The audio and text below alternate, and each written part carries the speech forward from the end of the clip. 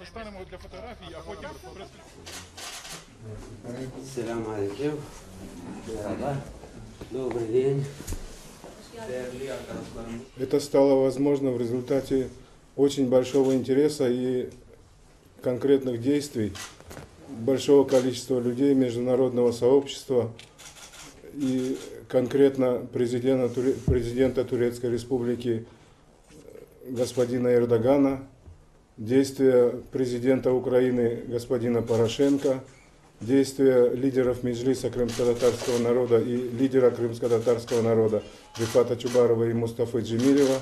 Нас, правда, на самом деле не особо посвящали в эти процессы переговорные.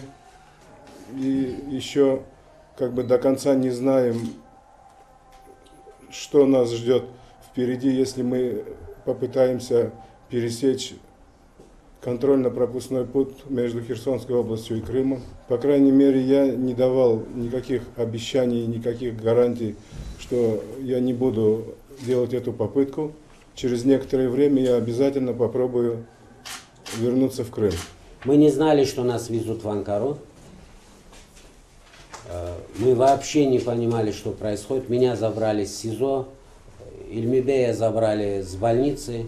И мы только, учитывая, насколько репрессии имеют такой вот массовый, жестокий характер по отношению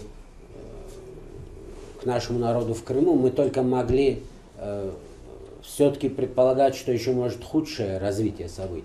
То, что сделали наши президенты, мы вот ощутили это, и это через нас пошло на всех, на всю страну. Никто не верил, что это возможно.